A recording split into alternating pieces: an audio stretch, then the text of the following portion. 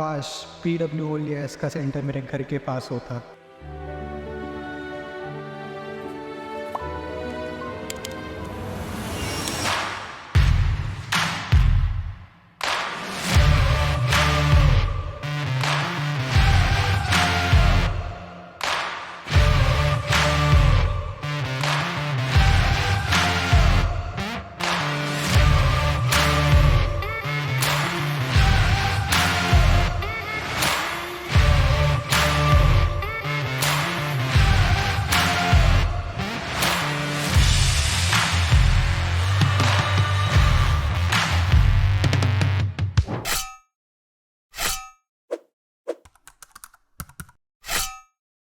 दोस्तों, आने वाले दिनों के अंदर हमें फेस्टिव सीजन देखने को मिलेगा।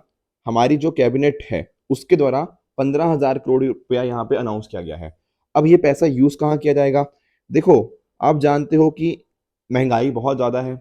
ऐसे टाइम के ऊपर ना महंगाई से लड़ने के लिए जो एम्प्लॉयज हैं, जो पेंशनर्स हैं, उनका जो डीएनएस अलाउंस है उसके अंदर बढ़ोतरी करी गई है। तो इस वजह से ये 15,000 करोड़ वहां पर हमें यूज होता हुआ देखने को मिल जाएगा। साथ ही साथ अगर हम देखें तो cabinet committee on economic affairs के द्वारा जो एमएसपी है राबी क्रॉप्स के ऊपर उसको भी बढ़ाया गया है। तो ये मुद्दा भी आज हम डिस्कस करेंगे। देखो, इसराइल और जो पैलेस्टीन वाला मुद्दा है इसको तो हम कई दिनों से डिस्कस कर ही रहे हैं, बट बहुत सारे सिविलियंस की यहाँ पे डेथ हो रही है। ठीक है ना, बहुत सारे जो निर्दोष लोग हैं उनकी यहाँ पे मौत हमें देखने को मिली, इवन हॉस्पिटल्स के अटैक हो गया। ये सारे बहुत चिंता का विषय हमें आज के समय देखने को मिल जाएंगे। साथ ही साथ अगर आप नोटिस करो तो द विंटर इज कमिंग, ठीक है ना, तो लाइन ऑफ एक्चुअल कंट्रोल के ऊपर भी ना हम यहाँ पे फोकस करेंगे कि विंटर के समय कुछ ऐसा ना हो कि चाइना उधर से कुछ हरकत करे, हमारा जो हमारा एरिया है उसको कैप्चर करने की कोशिश करे। तो इस वजह से जो टेक्नोलॉजी हो गया, सर्वेलेंस हो गया, इसको वहाँ पे बढ़ाया जा रहा है। दोस्तों, डेट है आज की 19 अक्टूबर 2023 एंड आप सभी का स्वागत है आज के प्रीलिम बूस्टर न्यूज डिस्कशन के अंदर। पहले मुद्दे की तरफ चलते हैं, that is centre raises MSP for rabi crops but farmers are still unhappy. देखो क्या हुआ है, आप जानते होंगे कि जब हम बात करते हैं ना मिनिमम सपोर्ट प्राइस की, तो एमएसपी होता क्या है? बेसिकली एक तरह का सपोर्ट प्राइस होता है कि एक गारंटेड अमाउंट होता है जो किसानों को बता दिया जाता है बिफोर द, जब उनको प्रोडक्शन से पहले ही उनको बता दिया जाता है कि हाँ आपको इतना तो मिलेगा ही मिलेगा, ताकि कहीं ना कहीं जो फार्मर्स हैं उनको अपनी फसल के रिगार्डिंग जो रेम्यूनरेटिव प्राइसेस होते हैं ना वो यहाँ पे मिल जाए। ठीक है ना, कि आपने कुछ प्रोड्यूस किया, ऐसा ना हो कि आपकी जो भी लागत है वो बिल्कुल वेस्ट चली जाए, तो हम इतना प्राइस तो आपको देंगे ही देंगे कम से कम। ठीक है ना। अब होता क्या है, जो cabinet committee on economic affairs है वो यहाँ पर अप्रूवल देती है, पर अगर आप देखोगे कि रिकमेंडेशन कौन करता है तो वो सीएसीपी है, commission on agriculture cost and prices. ध्यान रखना, ये क्या करता है? ये प्राइसेस को रिकमेंड करता है, बट जो फाइनल अप्रूवल होता है वो CCEA, cabinet committee on economic affairs, ये यहाँ पर फाइनल अप्रूवल देता है। इसका चेयरपर्सन कौन है, मतलब कौन चेयर करता है सीसीईए को? वो हमारे प्रधानमंत्री जी होते हैं, ये फाइनल डिसीजन लेते हैं इस चीज के रिगार्डिंग। और साथ ही साथ अगर आप नोटिस करो तो टोटल 22 ऐसी मैंडेटेड क्रॉप्स है जिनके लिए एमएसपी है, जहां पर 14 खरीफ क्रॉप्स हो गया, 6 राबी क्रॉप्स हो गया और 2 बाकी कमर्शियल क्रॉप्स के लिए देखने को मिल जाता है। जो अगर हम बात करें शुगर केन की, तो वहां पर हमें एफआरपी देखने को मिलता है, फेयर एंड रेन्यूमेटिव प्राइस, वो भी आप सभी जानते ही होंगे। कुछ और चीजें भी आप यहाँ पे देख सकते हो। अब हुआ क्या है ना कि जो 6 की 6 राबी क्रॉप्स हैं, राबी क्रॉप्स आप जानते ही होंगे, जैसे फॉर एग्जाम्पल आप वीट की बात कर लो, ये क्या है? ये राबी क्रॉप है। ठीक है ना, जो बेसिकली आप देखोगे ना कि अभी अक्टूबर में उसको ग्रो किया जाएगा एंड अकॉर्डिंगली अप्रैल के अराउंड उसको हार्वेस्ट कर लिया जाएगा। विंटर क्रॉप एक तरह से ये वीट होती है। अब जितनी भी जो 6 क्रॉप्स है राबी क्रॉप्स, उन सभी के लिए यहाँ पर सरकार की तरफ से या cabinet committee on economic affairs की तरफ से एमएसपी का एक इंक्रीज किया गया है। पर हमारे किसानों का मानना है कि जो इंक्रीज है ना अपने आप में बहुत ही छोटा इंक्रीज है, जैसे 150 रुपया प्रति क्विंटल यहाँ पे इंक्रीज हुआ। हालांकि है तो देखो, अगर बात करें पिछले 9 साल में सबसे ज्यादा इंक्रीज है परसेंटेज की टर्म्स में अगर हम देखें। पर किसानों का ये बात मानना है कि जितनी उनकी इनपुट कॉस्ट बढ़ती जा रही है ना, जैसे फॉर एग्जांपल आप डीजल के प्राइस देख लो, फर्टिलाइजर के प्राइस देख लो, जो इनपुट कॉस्ट है वो बहुत ज्यादा तेजी से बढ़ी है। तो एक्चुअल में इनपुट बहुत ज्यादा तेजी से बढ़ रहा है, पर जो एमएसपी के अंदर बढ़ोतरी है किसानों के हिसाब से वो ये है कि वो काफी कम है। तो ये इस वजह से चिंता का विषय है। Plus at the same time बहुत सारे किसानों ने ये भी बोला है कि आप एमएसपी अनाउंस करते रहते हो पर एमएसपी पे प्रोक्योरमेंट तो होता ही नहीं। तो अनाउंसमेंट चाहे जितनी मर्जी कर दो, ये बढ़ा दिया वो बढ़ा दिया, पर अगर उसका इंप्लीमेंटेशन नहीं है या फिर कहीं ना कहीं उस पर प्रोक्योरमेंट नहीं हो रही तो उसका कोई फायदा ही नहीं है। ठीक है ना, तो ये चीजें आई होप आपको पता होंगी। ये यूपीएससी ऑलरेडी इसके रिगार्डिंग क्वेश्चन पूछ चुका है कि कौन रिकमेंड करता है एंड कौन इन द एंड कहीं ना कहीं फाइनल डिसीजन लेता है। तो ये चीजें भी आपको पता होनी चाहिए। अगले मुद्दे की तरफ चलते हैं, दैट इज लिम्फेटिक फिलेरियोसिस। देखो आपने हाथी पांव सुना होगा, ठीक है ना, एलिफेंटियासिस बोलते हैं उसको, तो इसी का ही नाम है क्या, लिम्फेटिक फ्लेरेसिस। डब्ल्यूएचओ के द्वारा एक रिपोर्ट निकाली गई है जिसके द्वारा बताया गया है कि 19 ऐसे देश हैं जिन्होंने लिम्फेटिक फ्लेरेसिस को यहाँ पे एलिमिनेट कर दिया है। मैं आपको अगर बताना चाहूँ तो बात क्या है ना कि 2030 यानी कि 2030 तक हम चाहते हैं ग्लोबली ये जो हाथी पांव है, लिम्फेटिक फ्लेरेसिस है, इसको हम खत्म कर दें, ठीक है ना। इंडिया ने थोड़ा एम्बिशियस टारगेट रखा हुआ है कि हम 2027 तक, यानी कि जब ग्लोबल टारगेट है ना 2030, उससे 3 साल पहले ही 2027 में हम इसको एलिमिनेट करना चाहते हैं, तो इंडिया का ये टारगेट है। बट देखो थोड़ा सा, ठीक है ना, अभी काम करना बहुत बचा हुआ है। अगर इंडिया एक्चुअल में चाहता है कि 2027 तक हम इसको खत्म करें, तो काम अभी डेफिनेटली बहुत मेजर बचा हुआ है, क्योंकि इंडिया में अभी भी अच्छे खासे केसेस हमें इसके देखने को मिल जाएंगे।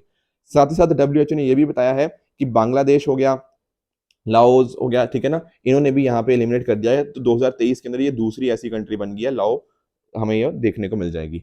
इसको अगर आप बात करें लिम्फेटिक फ्लेरेसिस की, तो ये क्या है, एनटीडी यानी कि निग्लेक्टेड ट्रॉपिकल डिजीज है। इंडिया के अंदर ही दुनिया भर के 40% केसेस देखने को मिल जाएंगे। जो मैं बात कर रहा था ना 2027 तक थोड़ा मुश्किल लग रहा है, वो इसीलिए है क्योंकि इंडिया के अंदर अभी भी केसेस बहुत ज्यादा है। ध्यान रखिएगा, ये एक मॉस्किटो बॉर्न डिजीज है जो कब होती है, जब कोई फ्लेरिल पैरासाइट, ये 3 पैरासाइट्स के नाम है, ठीक है ना, बुचेरिया हो गया, उसी तरह से आपका ब्रुजाई हो गया, मेलाई, और ब्रुजाई टिमोरी, ये 3 पर्टिकुलर यहाँ पे हमें फ्लेरियल वॉर्म्स देखने को मिल जाते हैं जो कि इस पर्टिकुलर डिजीज को यहाँ पे कॉज करते हैं। तो इनका जो इन्फेक्शन होता है इन पैरासाइट्स का, वही कहीं ना कहीं जब मॉस्किटो बाइट्स के थ्रू इन ह्यूमंस के अंदर आता है, उससे ये चीज हमें देखने को मिल जाती है। अब ध्यान रखिएगा कि यहाँ पर ना एक टीडीटी करके प्रिस्क्राइब्ड होती है, ये नाम आपको बोले ना, ट्रिपल ड्रग थेरेपी। ध्यान रखिएगा ये लिम्फेटिक फ्लेरेसिस या एलिफेंटियासिस के साथ लिंक्ड है। क्या है इसके अंदर, आईडीए। आईडीए क्या है, ये 3 यहाँ पे मेडिसिन का नाम है, ठीक है ना, इवरमेक्टिन, डाईइथाइल कार्बामेजिन एंड एल्बेंडाजोल। ये 3 नाम भी आप ध्यान में रखना, या फिर एटलीस्ट ट्रिपल ड्रग थेरेपी तो आपको बिल्कुल ध्यान में होना ही चाहिए ताकि आप इस चीज को पता कर पाओ। एक्चुअल में होता क्या है ना, ये जो ड्रग्स की हम बात करते हैं, ये ड्रग्स हमारा 2 कंसेक्यूटिव सालों के लिए जो पेशेंट है उसको दी जाती हैं। एक्चुअल में जो अडल्ट वॉर्म है उसकी जो लाइफ टाइम होता है ना, वो 4 साल का होता है। तो 4 साल के बाद ऑटोमेटिकली जो आपका वॉर्म होगा वो मर जाएगा बिना किसी हार्म किए हुए उस पर्सन को। बट फिर भी हम चाहते हैं कि ये सारी चीजें ना हो, उससे कंडीशंस काफी सारी देखने को मिल जाती हैं। टिश्यू स्वेलिंग हो गया, स्किन हो गया, ये सारी चीजें हमें यहाँ पे देखने को मिल जाती हैं। और काफी सारे लोगों को लगता है सिर्फ ये शायद सिर्फ पैर में या फिर टांग के अंदर ही इन्फेक्ट करता है। ऐसा नहीं है, देखो बहुत सारे टाइम्स के अंदर आपके हाथों के ऊपर भी, आपके आर्म्स के ऊपर भी, और अलग अलग बॉडी पार्ट्स के ऊपर भी ये चीज हो सकती है। तो ये बात का भी आप ध्यान में रखिएगा। This is what lymphatic filariasis. Next topic की तरफ चलते हैं, that is committee on marriage bill gets another extension. समझने की कोशिश करते हैं। देखो आप जानते होंगे कि अभी जो महिलाओं की करंटली जो शादी की उम्र है, मतलब मिनिमम उम्र कितनी है, वो है 18 साल, और मेल्स के लिए कितनी है, वो है 21 साल। तो 2021 के अंदर क्या हुआ था ना, एक बिल लेकर आया गया था, prohibition of child marriage amendment bill 2021, Lok Sabha के अंदर आया था। तब उसको कहीं ना कहीं स्टैंडिंग कमेटी को रेफर कर दिया गया था कि आप अपने सुझाव दीजिए। तो हुआ क्या है ना, इसके रिगार्डिंग बहुत बार यहाँ पे इसको एक्सटेंशन पे एक्सटेंशन मिलती जा रही है। तो अभी भी इसको एक्सटेंशन मिल गई है अगले 3 महीने की, जनवरी तक आप यहाँ पे अपनी रिकमेंडेशंस देख सकते हो। देखो एक्चुअली आप समझने की कोशिश करो, ये मुद्दा बहुत ज्यादा इंपॉर्टेंट इसलिए भी बन जाता है कि अगर आप ना, जैसे अभी 18 साल है ना, एक सेकेंड, अभी 18 साल है ना महिलाओं की उम्र शादी की, अगर आप मान लो इसको बढ़ा देते हो 21 से, 3 साल बढ़ाने से इसके कुछ प्रोज भी लोग बोलते हैं, ठीक है ना, काफी सारे लोग इसके कॉन्स भी बोलते हैं। मैं थोड़ा सा आपको इनके बारे में बता देता हूँ। जैसे फॉर एग्जाम्पल, अगर आप महिलाओं की शादी की उम्र बढ़ाओगे, तो हम इससे एक्सपेक्ट कर रहे हैं ना कि उनकी जो एजुकेशनल अटेनमेंट है वो बढ़ेगी। और आप समझ भी पाओगे इस चीज को कि ये कैसे बढ़ेगा, कहीं ना कहीं हायर एजुकेशन हो गया, उनकी तरफ जा सकते हैं, अच्छी कैरियर अपॉर्चुनिटीज उनको मिल सकती हैं। और आप नोटिस करो, जब एक 18 साल के, मतलब 18 साल तो एक बच्चा सा ही होता है, मतलब समझ रहे हो इस बात को। तो कहीं ना कहीं जब थोड़ा एज उनकी अगर हम इंक्रीज कर रहे हैं, तो थोड़ी मेच्योरिटी उनमें ज्यादा आ पाएगी। उनकी जो हेल्थ है, चाहे फिजिकल हेल्थ हो गया, मेंटल हेल्थ हो गया, उनका ज्यादा डेवलपमेंट हो पाएगा, ठीक है ना। बहुत सारी महिलाएं ऐसा देखते हैं कि 18 साल की उम्र में, जैसे ही बस 18 साल की उनकी शादी कर दी गई, 19 साल की उम्र में वो प्रेग्नेंट हो जाती हैं। तो काफी सारी ना टीनेज प्रेगनेंसीज हमें आज के समय देखने को मिल जाती हैं।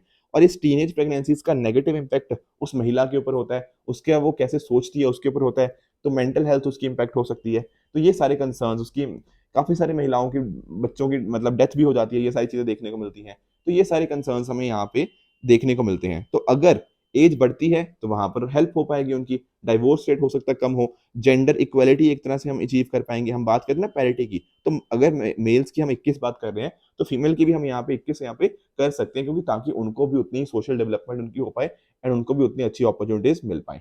पर देखो इसके कुछ लोग ना कॉन्स भी बोलते हैं कि नेगेटिव साइड में भी कुछ एस्पेक्ट्स हैं। देखो पहली बात तो ये समझो, हमने लॉ ऑलरेडी है हमारे पास कि 18 साल से नीचे शादी नहीं हो सकती। पर क्या आपको लगता है कि नहीं होती? नहीं।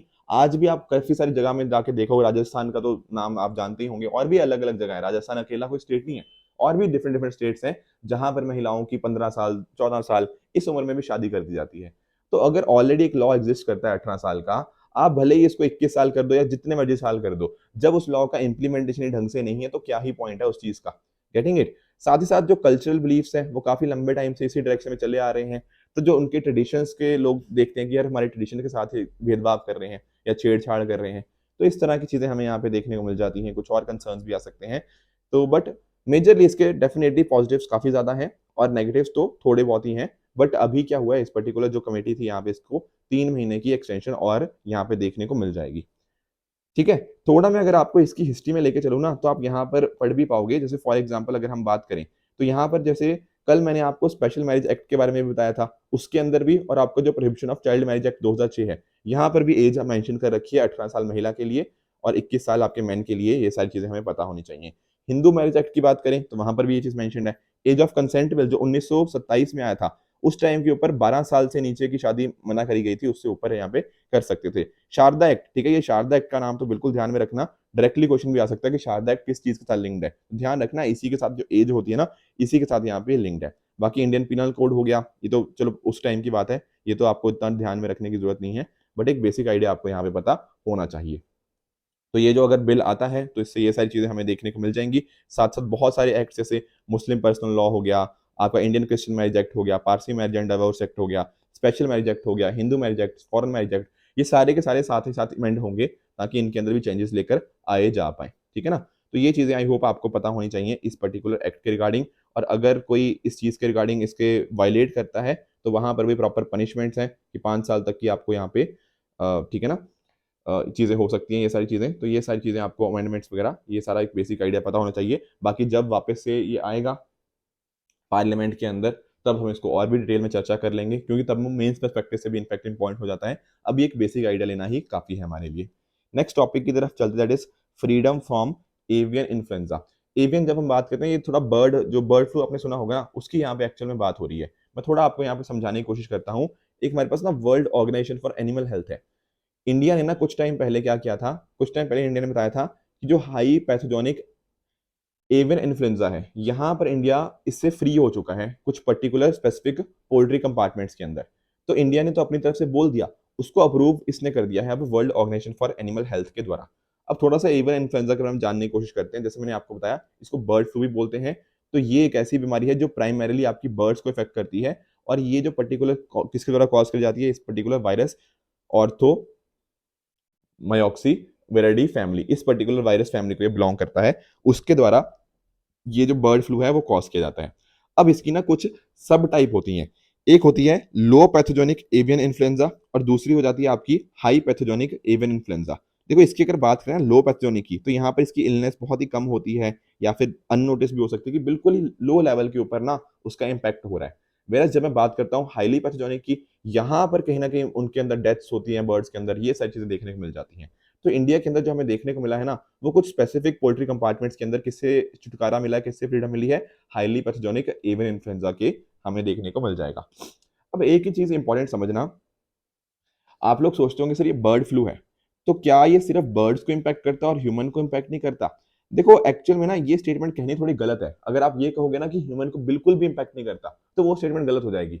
एक्चुअल में मेजर इम्पैक्ट बर्ड्स के ऊपर ही है, उतना नहीं फैलता ह्यूमंस के ऊपर। पर कोई ये कहे कि बिल्कुल फैल ही नहीं सकता ह्यूमन के ऊपर, ये बात गलत है। Getting it? जनरली ये जूनोटिक नहीं होते, जनरली इसका ह्यूमंस के ऊपर इम्पैक्ट नहीं होता। पर कभी कभी देखा गया है कि ये एबिलिटी होती है, कुछ ऐसे highly pathogenic avian influenza virus होते हैं जिनका इम्पैक्ट ह्यूमंस के ऊपर भी हो जाता है। तो आपको स्टेटमेंट बहुत ही ध्यान से पढ़नी चाहिए कि वो कह क्या रहा है। अगर वो कहेगा कि कभी भी नहीं हो सकता कि ह्यूमन के ऊपर इम्पैक्ट, तो वो बात गलत हो जाएगी। अगर वो लिखता है कि जनरली इम्पैक्ट नहीं करते, तो हाँ वो स्टेटमेंट वहां पे सही है। ठीक है ना? तो यहाँ पर क्या होता है, इस तरह से जोनिंग करी जाती है, कंपार्टमेंटलाइज किया जाता है। तो इंडिया का अभी जो स्ट्रेटेजी है ना, वो किस चीज की स्ट्रेटेजी है कि इनको अलग करो, जिनके ऊपर कहीं ना कहीं इम्पैक्ट आ जाता है ना इस तरह से, उनको हमें अलग करना है, उनको डिटेक्ट करना है, उनको किलिंग करनी है उनकी, ताकि उनको जो स्प्रेड है ना, कहीं ना कहीं जो स्प्रेड है बर्ड फ्लू का, उसको यहाँ पर रोका जा पाए। एक इंपॉर्टेंट चीज आपको ध्यान में रखनी है कि इस हाईली पैथोजेनिक जो आपका वायरस है, इसके अगेंस्ट आपका वैक्सीनेशन इंडिया के अंदर परमिटेड नहीं है। ये चीजें आपको बिल्कुल ध्यान में पता होनी चाहिए। बाकी अगर आप और देखो कि कैसे और चीजें हमें देखने को मिलती हैं, तो जो भी इन्फेक्टेड एरियाज हैं उनको क्लीनिंग करी जाएगी, उनका डिसइंफेक्शन किया जाएगा।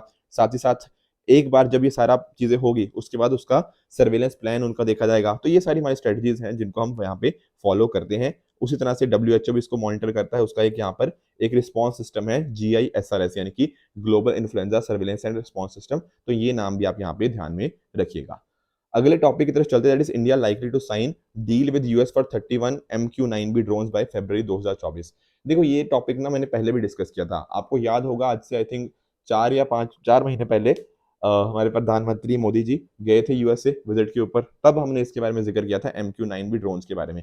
मैं थोड़ा सा आपको ध्यान में दिलाने की कोशिश करता हूँ। दरअसल में है क्या ना, MQ-9B क्या है, ड्रोन्स है, ठीक है। ड्रोन्स आप समझते होंगे, अनमैन्ड एरियल व्हीकल जिनको बोला जाता है।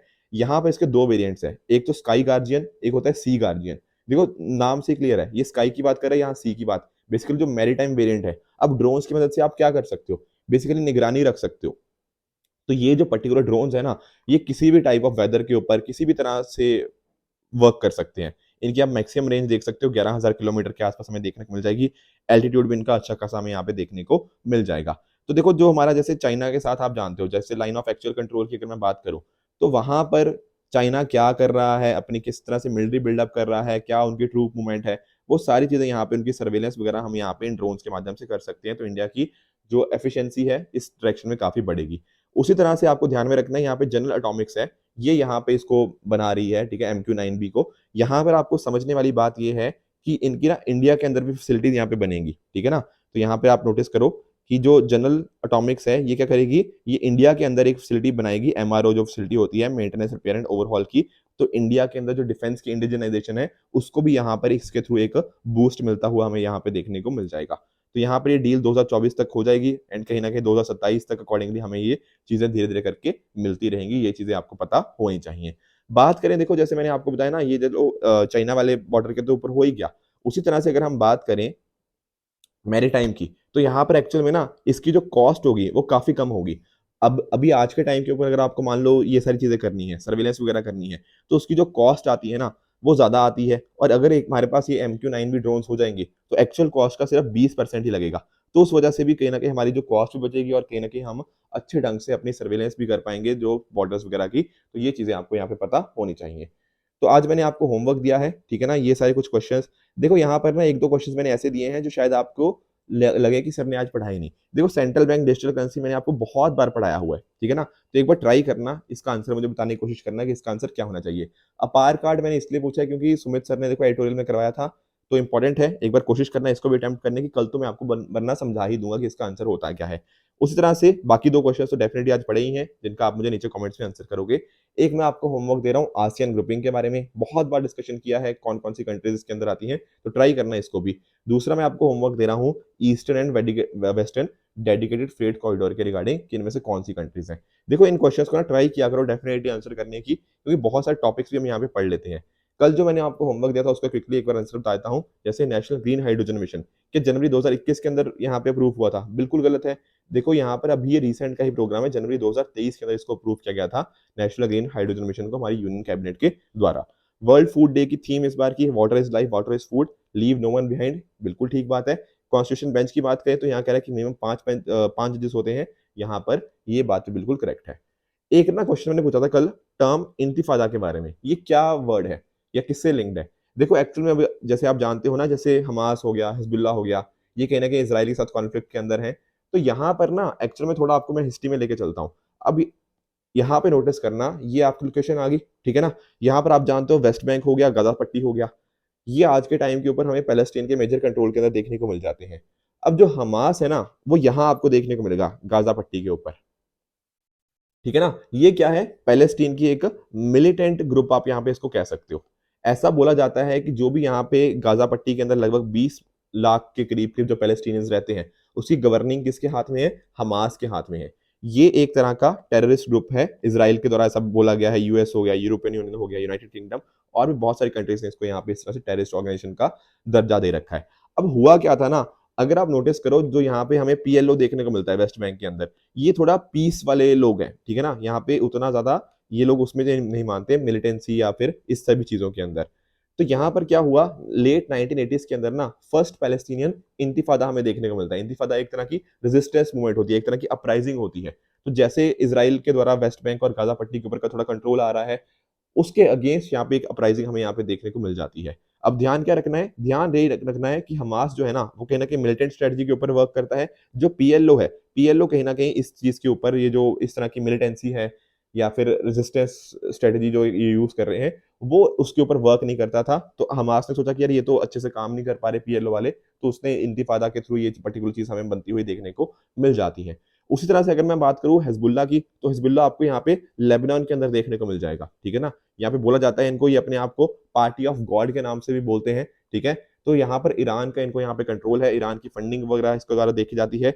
ईरान की जो इस्लामिक रेवोल्यूशन हुई थी 1979 के अंदर, उसके द्वारा ये बहुत ज्यादा इंस्पायर हुए एंड आज के टाइम के ऊपर भी ये जहाँ पे ये जो हमास को काफी सपोर्ट भी कर रहे हैं। तो ये कुछ पॉइंट है with regards to Hamas and Hezbollah जो आपको पता होने चाहिए थे। आई होप आपको इंतिफादा के बारे में पता भी लग गया होगा।